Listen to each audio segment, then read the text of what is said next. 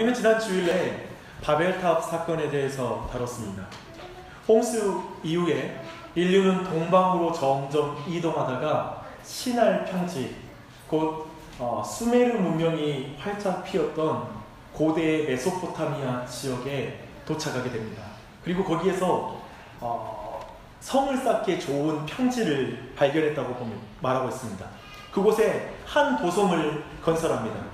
이 도성의 건설은 오늘 본문 해석과 직접적으로 관련이 있습니다. 그래서 좀 다시 한번 그 내용을 요약해서 나누고자 합니다. 바벨탑은 시종 인간에 의해서 주도되는 그런 탑이었고 성이었습니다. 인간이 선정한 땅에, 부지 선정을 인간이 했어요. 보기에 좋은 땅에. 그리고 인간이 개발한 건축 자재로 인간이 설계한 탑과 성을 쌓습니다.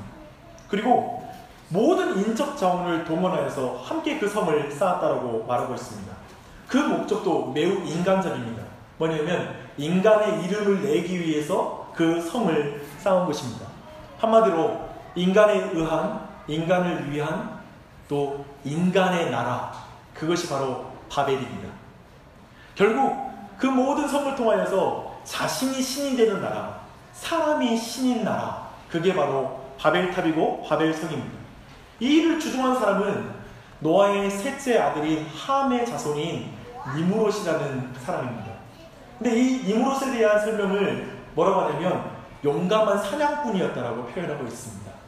근데 10장 10절을 보니까 이 니무롯은 한 나라의 왕이었다라는 것을 우리가 볼 수 있습니다. 왕이라고 생각한다면 이 용감한 사냥꾼이라는 의미가 좀 달라집니다. 왕이 호랑이를 열심히 잡으러 다녔더라, 이런 문제는 아니잖아요. 그게 아니라 이 용감한 사냥꾼이란 말은 뭐냐면 사람을 사냥하는, 사람을 살육하는 그런 사냥꾼이었다는 말입니다. 이렇게 본다면 사람의 피를 흘리는 사냥꾼이었습니다. 쉽게 말해 그는 무수한 사람들을 살육하고 정복 전쟁을 수행함으로 사람들의 힘을 규합하여서 하나님께 대적하는 그런 왕이었다는 것입니다.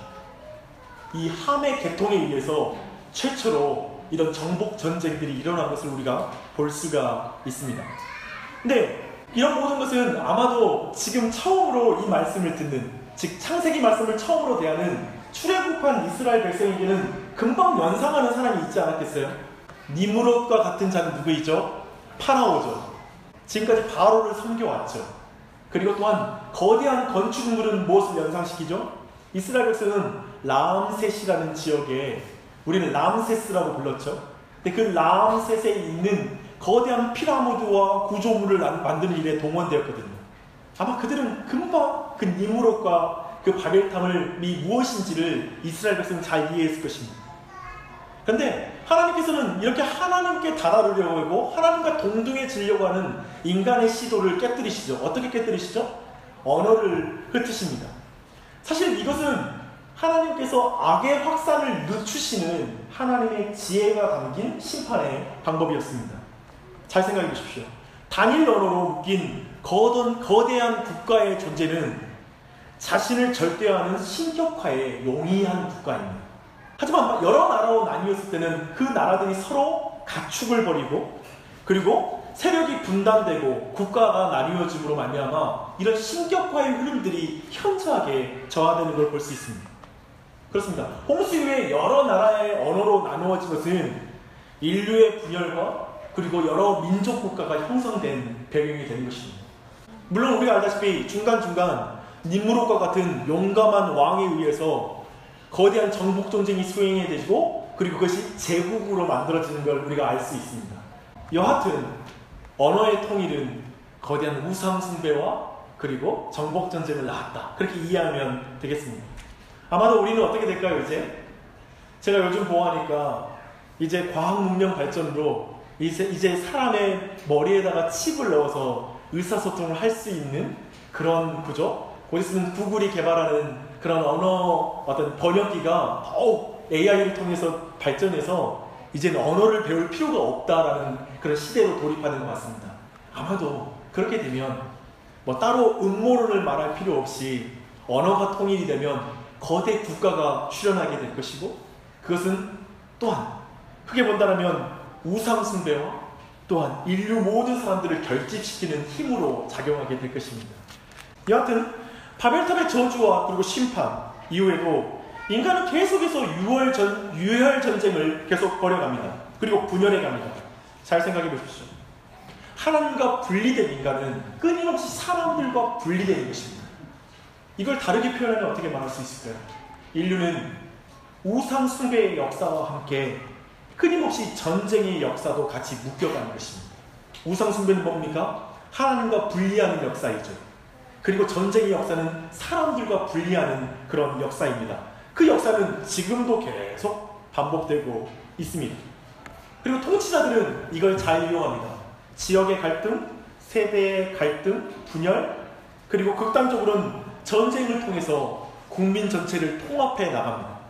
아마도 지금의 흐름이 계속되면 어떤 파쇼 정부가 일어날 것이고 그들에서 또 전쟁이 시도되는 그런 일들은 앞으로 일어날 수 있는 일이라고 많은 사람들이 말합니다. 그리고 뭔가요? 이런 전쟁뿐만 아니라 거대한 건축물을 통해서 국민 통합을 이루어가는 것, 이것 또한도 지금 이 시대에도 여전히 반복되고 있는 그러한 것입니다. 왜 그런가요? 왜 인간은 진보하지 않습니까? 왜 인간은 갈등을 해결할 수 없습니까? 분열을 해결할 수 없습니까? 왜냐하면 인간의 모든 불행의 근본적인 원인인 죄성을 해결할 수가 없기 때문에 그렇습니다. 노아의 홍수도 인간의 죄성을 못 고쳐요. 우리 안에 있는 죄의 DNA, 자기 중심성은 그 무엇으로도 고쳐지지가 않기 때문에 그렇습니다. 그리고 또한 이 세상을 통치하는 원리, 그 힘을 통해서 통치를 추구하는 그 니무롯의 정신, 저 함의 계통의 정신은 지금도 여전히 힘있게 작용하고 있고 이 세상을 움직이도록 작동하고 있는 원리입니다. 그래서 10장부터 11장 9절까지에 나타난 함의 족보와 또 함의 자손인 니무롯의 그 정신이 바로 바벨의 정신입니다. 주안의 사랑하는 여러분, 인간을 위한 인간의 나라, 니무롯의 나라가 여러분과 가까이 느껴지십니까? 아니면 멀게 느껴지십니까? 이걸 이렇게 바꾸면 어떨까요? 나에 의한, 나를 위한, 나의 나라. 여러분은 무엇을 위해 살고 계십니까? 나에 의한, 나를 위한, 나의 나라를 만들어가고 계십니까? 그렇다면 니무롯의 그 세계관 안에 살고 있는 것일 것입니다. 근데 우리가 오늘날 우리 모두 또한 또 이 세상이 니무롯의 정신에 따른 세상이라는 걸 분명히 읽을 필요가 있는데요. 극심한 갈등과 분열이 가득 찬 세상에서 우리는 힘이 최고인 나라 가운데 살고 있습니다. 니무롯이 되어서 웅장한 건축물을 가지면 삶이 지켜질 것 같아요. 그리고 사람들의 시선을 붙잡고 사람의 인정을 받을 수 있을 것 같습니다. 그리고 이 세상의 모든 힘은 어디에서 나옵니까? 돈이지요. 내게 정말 그 정도 돈만 있다면, 제게 충분히 돈만 있다면 내 자식들이 멀리 떨어질 필요가 없죠. 우리 모두가 부모님들과 떨어져 살 필요가 없지요. 내게 힘만 있다면 우리 가족을 지킬 수 있고 흩어짐을 면할 수가 있을 것입니다. 그리고 우리 가족의 이름을 낼 수가 있을 것입니다. 그 세계관에서 많은 사람이 그걸 추구해가며 살고 있습니다. 그러한 시대의 아이러니가 뭡니까? 최소한 우리 중에 누구도 자신을 니무롯이라고 생각하는 사람은 없다는 거예요. 그렇죠? 이 중에 계신가요? 난 니무롯이야. 강한 용사야. 남 부러울 것도 없어. 이렇게 생각한 분은 아무도 없을 것입니다. 그런데 또 하나의 여기에서 또한 딜레마는 뭐냐면 그러면서도 힘을 가진 니무롯이 될 수 있을 것 같은 환상도 포기할 수가 없습니다. 그렇지 않아요? 나도 될 수 있을 것 같아 라는 마음 말입니다. 누군가 말하더라고요. 자기의 계획은 어쩌면 20억을 갖는 거, 내 목표는 40억을 갖는 거, 그것만 있으면 최소 내 노후까지 보장이 되는데 지금 내 직업이 마음에 들지 않는다 라고 말할 수 있을 것입니다. 여하튼 오늘날 교인들도 세상적으로 잘 나가야 사람들이 인정해 주니 성공을 포기하지 못합니다. 심지어는 목사도 여하튼 교세가 커야 소리가 커지는 것입니다. 힘 있는 목사가 될 수 있습니다. 그러니 여하튼 고상한 목표를 추구하지만 교세 성장에 대한 마음을 놔주지가 않습니다. 나의 의한, 나를 위한, 나의 나라를 위해 나를 증명하는 삶에서 자유로운 사람은 한 사람도 없습니다. 여기 있는 모든 사람이 그걸 추구하고 살아가고 있을 것입니다. 우리는 힘이 최고인 니무롯의 나라에 살고 있습니다. 저 세상 말입니다. 심지어는 교회도 니무롯에게 포로가 된 교회가 될 수 있는 것입니다. 교회도 안전한 장소는 아닙니다. 이것을 이해할 때 12장에서 아브라함을 부르신 부르심과 아브라함과 맺은 하나님의 언약이 무슨 의미인지 알 수 있습니다. 교회가 무엇인지 알 수 있고요, 성도가 누구인지에 대해서 정확하게 이해할 수가 있습니다. 제가 지금 길게 10장과 11장을 바벨탑을 중심으로 요약한 이유가 있습니다. 하나님이 아브라함에게 주신 언약은 11장 1절과 9절과 비교해서 볼 때 그 의미가 분명하게 드러나기 때문에 그렇습니다. 11장 1절로 9절 무엇입니까? 인간에 의한, 인간을 위한, 인간의 나라. 이걸 이해할 때 12장 1절로 3절에서 말하는 하나님에 의한, 하나님을 위한, 하나님의 나라, 그 나라를 위한 아브라함 언약, 아브라함의 부르심, 이걸 정확하게 대조해서 이해할 수 있는 것입니다. 우리는 먼저 오늘 아브라함과 맺은 하나님의 그 언약의 내용 자체를 한번 살펴볼 것입니다. 그리고 나서 그 언약을 맺은 아브라함의 됨됨이가 어떤 존재인지를 볼 거예요. 첫 번째 내용을 볼 때는 야, 대단한 언약이다라고 생각하실 거고요. 두 번째 아브라함의 됨됨이를 볼 때는 이게 은혜다라는 것을 깨닫게 될 것입니다. 차근차근 이제 그 내용을 한번 살펴보십시다. 아브라함의 언약을 한마디로 말하면 내가 아브라함을 통해 한 나라를 세우겠다는 거예요. 1절 한번 읽어봐요. 12장 1절입니다. 시작. 여호와께서 아브라함에게 이르시되 너는 너의 고향과 친척과 아버지의 집을 떠나 내가 내게 보여줄 땅으로 가라. 그리고 그 뒤로 쭉 이어지죠. 아브라함 언약에서 두드러지는 단어들이 있어요. 땅, 그 다음에 뭘까요? 땅 너무 좋죠? 큰 민족, 우리가 원치 않죠? 자식이 나오면 고생이니까. 근데 큰 민족. 세 번째, 축복. 그리고 나서 마지막으로 위대한 이름이에요. 이 네 가지 요소를 말하고 있어요. 근데 이것들 모두 11장 1절에서 9절에 나오는 모든 단어들과 동일해요. 다 동일한 단어를 쓰고 있어요. 근데 이것들을 서로 연결하면 하나의 의미가 나옵니다. 하나님께 친히 이제 아브라함을 어떤 땅으로 인도할 거라는 거예요. 그리고 그 땅에서 하나님께서는 큰 민족을 이루게 해주겠다는 거예요.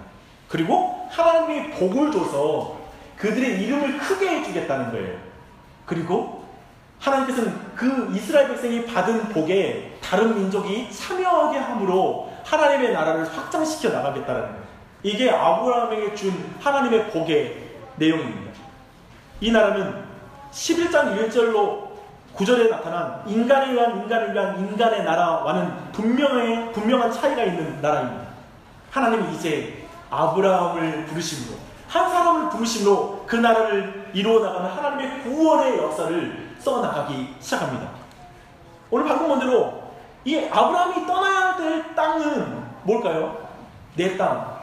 그래서 보면은 내 땅, 내 친족, 내 아비 집을 떠나라라고 말하고 있어요. 이게 첫 번째 있어야 될 일입니다. 근데 이 땅이라는 것은 홈타운이 아니에요. 우리는 지금 개역 개정파는 고향이라고 그러잖아요. 근데 땅이에요. 그래서 홈타운이 아니라 그냥 그 땅이라고 보면 돼요. 그 땅과 그 친족과 아버지의 집을 떠나라고 말하고 있습니다. 아마도 이걸 첫 번째 의미는 그가 아브라함이 대대로 살아온 조상들 때부터 따라온 그런 삶의 터전을 떠나라, 전통적인 삶의 패턴을 떠나라, 그런 말씀의 의미가 있을 것입니다. 하나님은 아브라함에게 지금 안전하고 익숙한 장소를 떠나서 낯설고 그리고 이제 너가 적응해야 되는 그런 삶의 영역으로 옮기라고 명령하고 있는 것입니다. 그런데 이 부분을 11장 1절로 9절과 연결해서 보면 내 땅은 굉장히 좁은 의미로 명확한 의미는 이거예요. 뭐냐면 아브라함이 떠나야 하는 땅은 한마디로 그의 나라예요. 우르라는 땅은 바벨탑이 건설된 땅에서 멀지 않거든요. 그렇게 본다면 인간에 의한, 인간을 위한, 그리고 인간의 나라로부터 떠나라는 말이에요. 사람 중심인 나라, 인간 중심인 나라를 떠나 이제 하나님 중심인 나라로 옮겨라 라는 의미가 내 땅을 떠나라는 그런 의미입니다. 근데 그것을 떠나서 가야 될 땅은 하나님이 보이시는 땅이라고 해요. 근데 그 땅이 어디죠? 가나안 땅이에요. 근데 이 가나안 땅이 함의 아들이잖아요. 근데 이 함이 저주받은 아들이죠. 그리고 특별히 이 가나안 또한 저주받은 민족으로 성경에서는 말하고 있습니다. 그렇게 말한다면 하나님이 지금 이스라엘 아브라함을 불러내서 저주받은 민족의 땅으로 옮기시는 거예요. 이건 뭘까요? 이방에 좀 굉장히 좋은 땅에서 빼온 거잖아요. 고대 문명이 꽃피운 곳이니까. 그럼 좋은 땅으로 옮기면 좋을 텐데 나쁜 땅으로 옮기세요. 우리 모두를 서울에서 옮겨서 나주로 옮기셔가지고 그 땅으로 옮겼는데 더 나쁜 땅으로 옮기시는 거예요. 근데 그 의미가 뭘까? 도대체 왜 하나님이 보이신 땅이 왜 가나안 땅이니까 하는 그 의미는 2절을 보면 그 의미가 정확하게 이해됩니다. 함께 2절을 읽습니다. 내가 너로 큰 민족을 이루고 내게 복을 주어 내 이름을 창대하게 하리니 너는 복이 될지라. 땅에 대한 약속을 주신 하나님은 이제 백성에 대한 약속을 주십니다. 근데 그 약속의 구조를 좀 더 이해할 필요가 있어요. 그래야 이 복의 내용이 무엇인지 이해해요. 우리 모두 아브라함의 복을 받기를 원하십니까? 분위기가 우리는 워낙 복 받기를 싫어하기 때문에 거의 대답이 없어요. 아브라함의 복, 땅의 복 사모함이 되죠. 자손의 복. 어쩌면 그런 모든 걸 우리 모두가 기대할 수 있겠죠. 그런데 좀 더 그 의미를 이해하려면 오늘 2절 말씀을 자세히 봐야 돼요. 첫 번째는 내가 너로 큰 민족이 되게 하리라. 두 번째는 내가 너를 축복하리라는 거예요. 세 번째는 뭐냐면 내가 내 이름을 위대하게 하리라는 거예요. 그리고 마지막에 결과적으로 너는 복이 될지라 라고 명령하고 있습니다. 이 말은 뭐냐면 하나님은 아브라함을 통하여 큰 민족을 이루게 하시고 이 나라를 축복하사 위대한 이름을 얻게 하심으로 그를 복되게 하시겠다는 거예요. 얼마나 큰 은혜입니까? 아들도 없는 아들에게 이런 약속을 주는 게 얼마나 놀라운 은혜예요. 창조주 하나님께서 나를 향하여 그런 의지를 가지고 계시는 게 얼마나 큰 은혜입니까? 나에게 실력이 없는데 그런 은혜를 베푸시는 것입니다. 그런데 아브라함을 통하여 세워지던 나라 자체가 복이 될 것이라는 이 마지막에 이 결과적인 너는 복이 될지라 라는 이 복이 굉장히 중요합니다. 굉장히 심오한 의미를 담고 있습니다. 저는 여기에서 이 복이 세상에서 말하는 복, 저 니므롯이 약속하는 그 복과 무슨 차이가 있는지를 한번 좀 더 우리가 살펴볼 필요가 있다고 생각합니다. 한번 생각해 볼게요. 자손이 많아지는 복, 아멘. 내 자손이 복을 받아 이름을 내는 것, 아멘. 우리 모두 원하잖아요. 땅을 얻는 복, 아멘, 아멘. 이렇게 말한단 말입니다. 좋아요. 그렇다면 굉장히 그 자체는 세속적인 복, 세상이 말하는 복하고 큰 차이가 없는 것 같아요. 예를 들면 이런 말을 하잖아요. 저 유대인들이 인구가 많지 않지만 수없이 많은 노벨상 수상자를 만들잖아요. 그 약속을 말하면서 이 약속을 들먹여요. 뭐냐면 이스라엘 백성은 바로 아브라함의 이 복을 받았기 때문에 그 이름이 창대해지고 그 자손들이 잘 된다 라고 이렇게 말하는 것이죠. 그것일까요? 그러나 지금 너희는 복이 되어라라는 그 의미는 그런 의미를 넘어서는 것입니다. 너는 복이 되어라는 의미 자체가 3절이 말해주고 있는 해석이 바로 그것입니다. 3절 말씀 한번 읽어볼게요. 너를 축복하는 자에게는 내가 복을 내리고 너를 저주하는 자에게는 내가 저주하리니 땅의 모든 족속이 너로 말미암아 복을 얻을 것이라 하신지라. 아브라함과 아브라함을 통해서 세울 하나님의 나라는 모든 족속으로 복을 받게 하는 존재라는 거예요. 저는 그런 의미에서 유대인들이 그저 노벨상 수상자가 많고 아이들이 학벌이 좋아지고 그리고 땅을 많이 얻고 복 받는 것 자체가 복이 아니라고 생각합니다. 왜냐하면 지금 성경이 말하는 복이 될지라 라는 그 의미에 있어서는 실패했다고 말할 수 있는 민족이기 때문에 그렇습니다.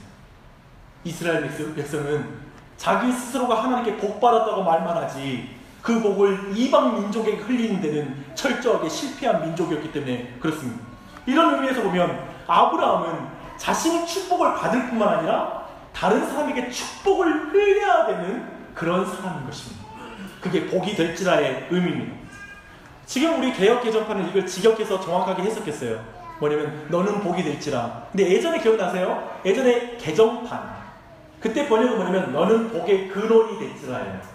의역한 거예요. 하지만 정확하게 잘 해석한 거예요.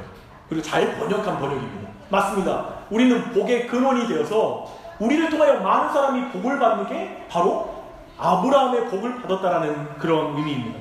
땅의 모든 족속은 이제 어떻게 되냐면 아브라함을 축복함으로 아브라함이 받은 복에 참여해요. 뭐냐면 이렇게 보는 거예요. 야, 아브라함은 하나님께 복 받은 사람이야. 나도 아브라함의 그 복을 받고 싶어. 하나님을 인정하고 하나님의 행하심을 믿는 거예요. 그게 이방 민족이 받는 복의 비결인 것이죠. 그래서 이제 모든 이방 민족은 아브라함과 동일한 믿음과 그리고 아브라함과 동일한 소망을 가지고 하나님의 나라를 믿음으로 하나님 나라 안에 있는 복을 받는 것, 그게 바로 아브라함의 복인 것입니다. 그렇게 본다면 우리가 잘 아는 것처럼 한국교회는 오늘날 이 복의 개념에 있어서 큰 실패를 한 경우가 아닌가 싶습니다. 오늘 한국교회는 많은 비난을 받습니다. 한국교회가 너무 복을 많이 받아가지고 세상이 시샘하는 것일까요? 괜히 세상이 악하기 때문에 교회를 공격하는 것일까요? 혹시 교회가 너무나 이기적인 교회가 되었고 너무나 이기적인 그리스도인이 되었기 때문에 그렇게 비난을 받고 있는 것은 아닙니까? 그렇다면 그 무거운 지적을 겸손하게 받아야 할 것입니다. 내 자손이 잘 되고 유명한 사람이 되었으니까 됐다, 나 복 받았어 라고 멈추고 복이 될지라, 너는 복이 되어라 라는 명령에 대해서는 침묵한 것, 거기에 대해서는 복이라고 생각하지 않는 것. 그래서 내 자신에게 하나님의 복이 가두어지고 내 가정에 하나님의 복이 가두어지고 하나님의 복음이 교회 안에만 가두어져서 다른 곳으로 흘러가지 못한 것, 그렇다면 그것은 아브라함의 복을 받은 것이 아닐 것입니다. 아브라함의 복은 근본적으로 아브라함 자신을 채우는 복이기도 하지만 다른 사람의 그 복이 흘러가는 것, 그게 바로 참된 복인 것입니다. 세상은 5,000명분을 가진 자가 복받았다고 말합니다. 광주에 아십니까? 전국에 가장 많은 월세를 주고 있는 업자가 광주에 있습니다. 그 사람이 제가 알기로는 수천 채를 세를 주고 있습니다. 매달 월세만 수십억을 거둬들이고 있고 그 자체가 그 건물 보수하는 회사를 자체가 가지고 있어요. 그래서 보수도 다 하면서 그렇게 관리한다고 합니다. 세상은 그 사람이 복되다고 말합니다. 그러나 기억하십시오. 아브라함의 복은 그 차원을 넘어섭니다. 그를 통하여 다른 사람이 복을 받는 것이죠. 그래서 너는 복이 되어라는 하나님의 명령을 우리 모두는 다시 들어야 됩니다. 오늘 12장에서 다시 한번 우리 모두가 들어야 될 음성은 너는 복이 되어라 라는 이 음성입니다.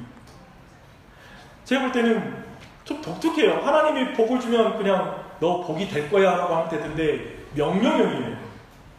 제가 볼 때는 워낙 우리만 복 받고 복이 안 되니까 그건 아시고 복이 되어라, 하나님 우리 모두에게 하신 명령이십니다. 복이 되십시오. 이게 최고의 복 아닙니까? 빌리는 자가 아닌, 꾸는 자가 아닌, 그걸 나누는 자가 복되다고 하신 예수님의 말씀 아닙니까? 근데 우리가 이 모든 아브라함의 이 언약을 우리가 볼 때 우리가 분명히 기억해야 될 뭐냐면 이 언약에 있어서 철저한 주체는 처음부터 끝까지 하나님이시라는 거예요. 모든 동상의 주어가 나예요. 내가 너를 복되게 하리라, 내가 너를 큰 민족이 되게 하리라, 내가 너의 이름을 위대하게 하리라. 항상 하나님이 주체가 돼서 말해요.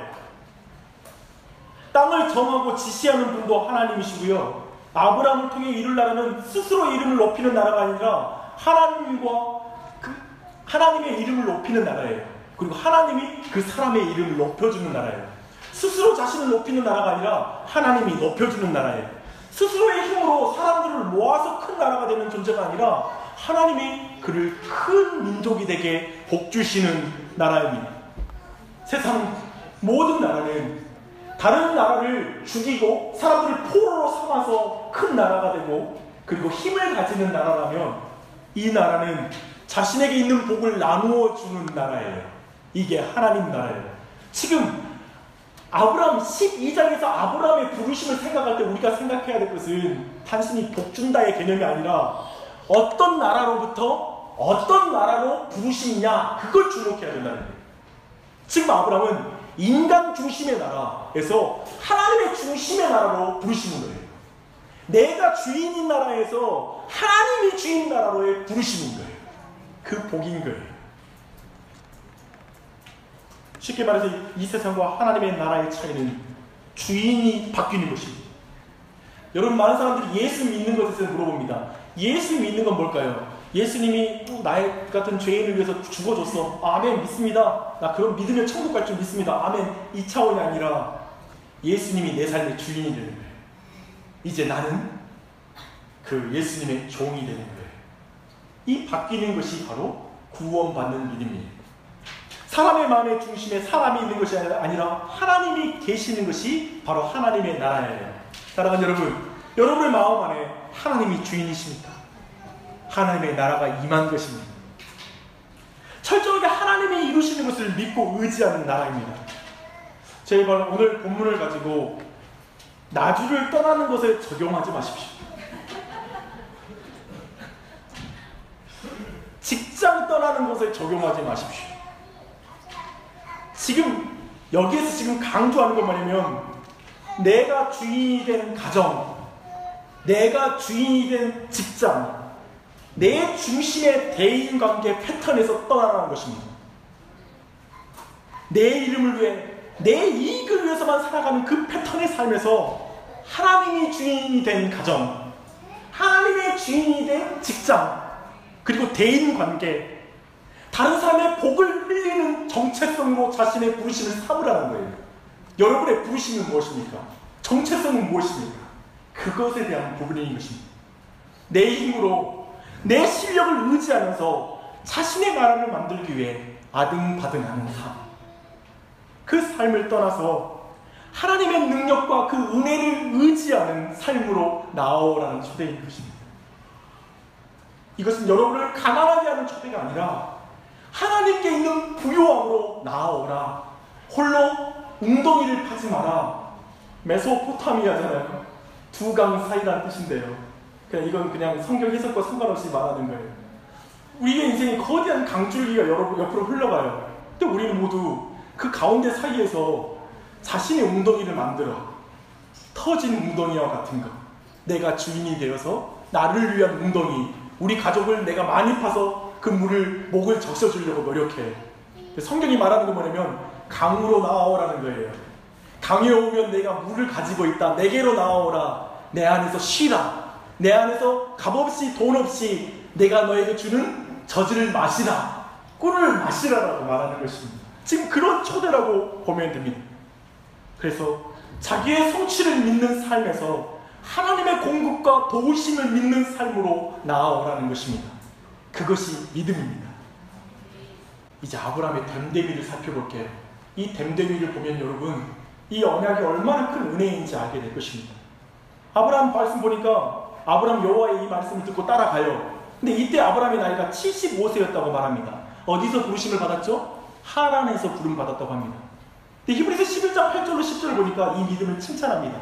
믿음으로 아브라함은 부르심을 받았을 때 순종하여 장래 기업으로 받을 땅에 나갈새 갈 바를 알지 못하고 나아갔으며, 믿음으로 저가 외방에 있는 것 같이 약속하신 땅에 우거하여 동일한 약속을 유업으로 함께 받은 이삭과 야곱으로 더불어 장막에 거하였으니 이는 하나님의 경영하시고 지으실 터가 있는 성을 바랐습니다 라고 말합니다. 참으로 아브라함이 대단해 보이지 않으세요? 여러분 같으면 떠날 수 있겠어요?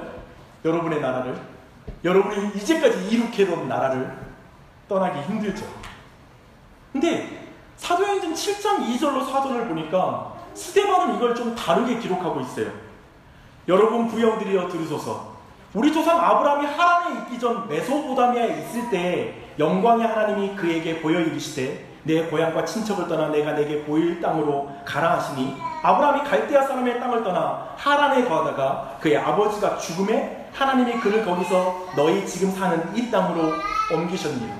지금 뭐냐면 12장 1절로 3절까지의 말씀이 한 번 처음 하신 말씀이 아니라, 지금 저는 12장 1절로 3절의 말씀이 우르 땅에서, 갈대아 우르 땅에서 이미 하셨던 말씀이라고 해석합니다.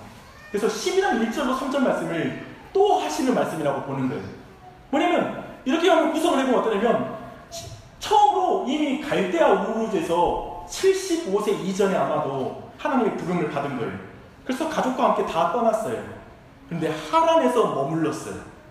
그리고 한동안 거기에 있었던 것으로 보입니다.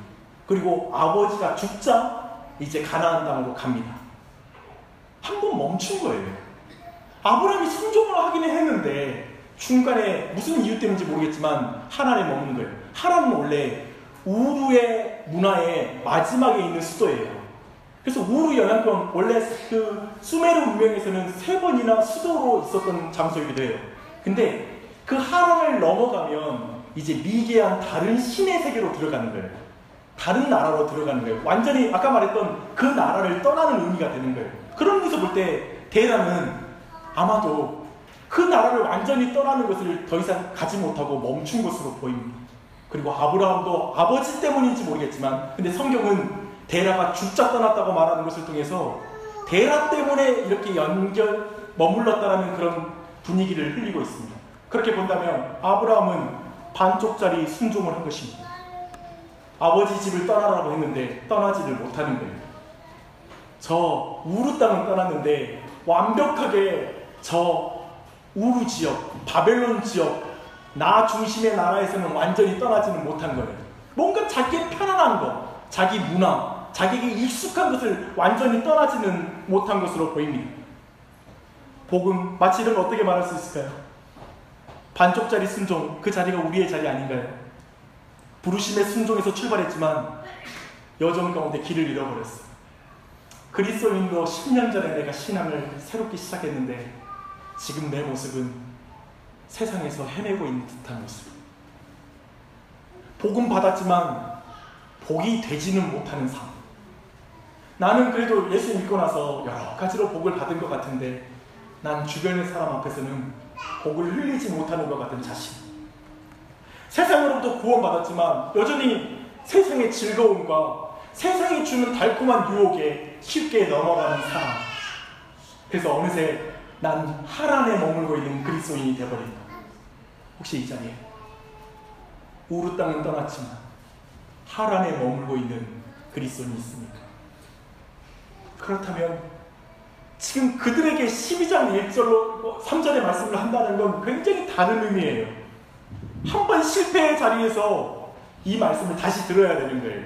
하나님은 한 번 실패한 자, 한 번 하란 땅에 머물러서 버리는 게 아니라 동일한 말씀을 또 들려주는 거예요. 다시 한번 바로잡을 기회를 주시는 거예요. 이게 언약이에요. 자기 스스로 하나님의 말씀에 완전히 순종할 수 없는, 실력 없는 그 아브라함을 끝까지 빚어가시는 것, 그게 믿음이에요. 아브라함은 처음부터 믿음의 사람, 처음부터 아들을 바칠 수 있는 믿음의 사람이 아니라 불완전한 믿음을 가지고 하나님을 따르고 있지만 하나님은 그런 불완전한 존재를 끊임없이 포기하지 않고 빚어가시는 하나님, 그게 은혜인 것입니다. 그게 12장 1절로 3절의 은혜인 것입니다. 나를 위한, 나의 나라, 나의 익숙함과 나의 습관을 떠나지 못하는 사람, 떠나면 죽을 것 같은 그 사람에게, 반복해서 넘어지는 그 사람에게 12장 1절로 3절에서 하나님은 주도권을 가지고 말씀하는 거예요. 왜냐하면 아브라함은 자신 없으니까. 내가 너를 만들 거야. 큰 민족이 되게 할 거야. 내가 너 이름을 크게 할 거야. 위대하게 할 거야. 라고 하나님이 주어가 되어서 모든 걸 말씀하시는 것입니다. 이게 언약입니다. 사랑하는 여러분, 파산한 자에게 필요한 것은 거래가 아니라 언약입니다. 무능한 자에게 필요한 것은 거래가 아니라, 계약서가 아니라 언약서입니다.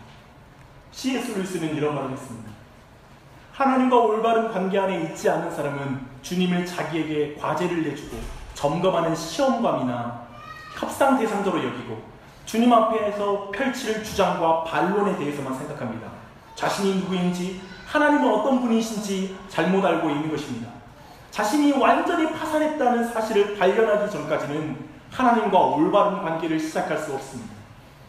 아브라함은 하나님 앞에 자신이 파산한 존재, 자신의 육체로는 아무런 소망이 없다라는 그 파산의 지경에 이르기 전까지는 하나님의 언약이 무슨 의미인지 모르는 것입니다. 동일합니다. 파산한 자에게, 다시 한번 말합니다. 파산한 자에게, 믿음이 파산한 자에게 필요한 건 거래가 아니라 내가 이걸 해주면 너도 이거 해줘. 너가 이걸 하면 내가 이렇게 해줄게 라는 말이 아니라 내가 너를 크게 하리라. 내가 너를 지키리라. 내가 너를 보호하리라 하는 하나님의 언약이 필요한 것입니다. 이 사실이 명확히 드러나는 게 15장입니다. 아까 말씀을 나눴죠. 아브라함은 또 시간이 지나니까 또 의심해요. 그리고 말하는 거예요. 내 종 엘리에셀을 통해서 내 자손이 많아질 것입니다. 내 유산이 다 그에게 갈 것입니다. 라고 말해요. 그때 하나님이 아니, 너에게서 난 자가 내 언약을 이루어 갈 것이다 라고 말씀하시죠. 그렇게 말하자 15장 8절은 아브라함이 당돌하게 이렇게 말합니다. 그가 이르되 주여 여호와여, 내가 이 땅을 소유로 받을 것을 무엇으로 알리까? 또 하나님께 질문해요. 따져요. 근데 그에게 말해요. 너는 나를 위하여 3년 된 암소와 3년 된 암염소와 3년 된 순양과 산비둘기와 집부들기 새끼를 가져올지라. 아브라함이 그 모든 것을 가져다가 그 중간을 쪼개고 그 쪼갠 것을 마주 대하여 놓고 그 새는 쪼개지 아니하였으며. 이 당시에 고대 근대의 종주의 계약, 나라 간의 종주, 즉 주인 국가와 종이 되는 국가 사이에는 이런 계약식이 있었어요. 재물을 절반을 나눠서 옆에다 세워놓고 그 아래로 피가 흥건히 젖어드는 것이죠. 그리고 그 사이를 주인의 나라와 나라의 왕과 종의 나라의 왕이 손을 잡고 거기를 걸어갑니다. 뭐냐면 우리의 약속, 이 국가 간의 언약을 깨뜨리면 너는 내가 쪼개버릴 거야. 너는 이 재물과 같이 죽을 거야. 라는 그런 말입니다. 하나님께서는 지금 그 일을 하는 거예요. 근데 놀랍게도 아브라함을 보니까 그 뒤에 밤이 되었고 아브라함이 잠들었다고 말해요. 아브라함은 철저하게 그 언약을 지키지 못하는 연약한 존재임을 드러내는 거예요. 우리는 육체가 연약해서 기도 못하잖아요. 우리는 육체가 연약해서 하나님을 따르지 못하잖아요. 그 연약함을 다 드러내요. 그리고 하나님의 횃불이 아브라함과 같이 걸어가는 게 아니라 하나님의 횃불만 그 재물 사이로 지나갔다라고 말하고 있습니다. 무엇을 말합니까? 너희들은 나와의 언약을 지킬 수 없다. 내가 너와 맺은 언약을 내가 지킨다. 너희들이 언약을 깨면 결국에 내 몸을 쪼개서라도 내 언약을 지킬 것이다. 이게 언약입니다.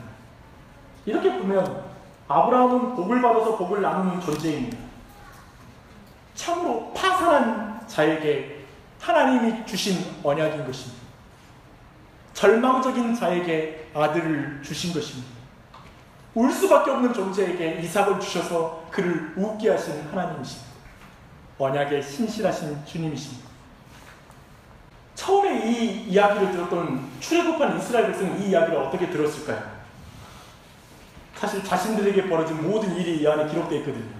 400년 동안 다른 곳에 가서 종살이 할 것이다. 이 말이 여기 안에 들어있거든요. 그들이 깨달았을 거예요. 맞아. 하나님이 우리와 언약을 지키셨구나. 하나님은 신실하게 언약을 지키시는 분이시구나. 그리고 하나님이 왜 우리를 애굽에서 불러내셨고 이제 우리에게 새로운 나라로 들어가게 하셨는지, 왜 가나안 땅에서 이루어야 될 그 나라는 무엇이구나라는 걸 깨달았을 것입니다. 저 바로의 나라도 아니고 전 님무롯의 나라가 아니라 우리는 하나님의 나라를 위하여 복을 나누는 복의 근원으로 우리가 부름받았구나 라는 그 사실을 깨달아야 했을 것입니다. 하지만 여러분 우리가 아다시피 이스라엘 백성은 거기서 실패했어요. 자신들만 복받으려고 했던 것이죠. 자기들만 선민이라고 생각하는 것이죠. 그래서 결국 그들이 멸망하고 어디로 가는지 아십니까? 바벨론으로 끌려가요. 정확하게 아브라함이 부름받았던 곳으로 다시 돌아가는 거예요. 아브라함 그 바벨론에서 부른 이유를 모르면 다시 바벨론으로 돌아가는 거예요. 왜 우리를 가나안 땅에 보내셨는지. 실패한 것일까요? 이렇게 이스라엘 역사는 끝났어요. 이스라엘 역사는 하나님의 계획은 끝난 것인가요? 아니요. 언약은 깨지지 않았어요. 갈라디아서 3장 15절로 16절에 하나님의 언약이 어떻게 이루어졌는지, 이 아브라함의 언약이 어떻게 이루어졌는지 말하고 있습니다. 형제들아, 내가 사람의 예대로 말하노니 사람의 언약이라도 정한 후에는 아무도 패하거나 더하거나 하지 못하느니라. 이 약속들은 아브라함과 그 자손에게 말씀하실 것인데 여럿을 가리켜 그 자손들이라 하지 아니하고 오직 한 사람을 가리켜 내 자손이라 하셨으니 곧 그리스도라. 참으로 예수 그리스도께서 우리가 깨뜨린 그 언약을 위하여 자신의 몸을 가르시고 십자가에 달려 죽으셨습니다. 그 살을 찢으시고 피를 흘려 주셨습니다. 이 예수님에게 나의 복을 보십시오. 그 예수 그리스도를 통해 만민이 복을 받는 거예요. 그 예수 그리스도를 믿는 자, 마치 아브라함에게서 하나님의 복을 본 자가 복을 받는 것처럼 이제는 예수 그리스도, 아브라함의 씨인 예수 그리스도에게서 내 복을 보는 자, 은혜를 보는 자가 구원을 얻는 줄 믿습니다.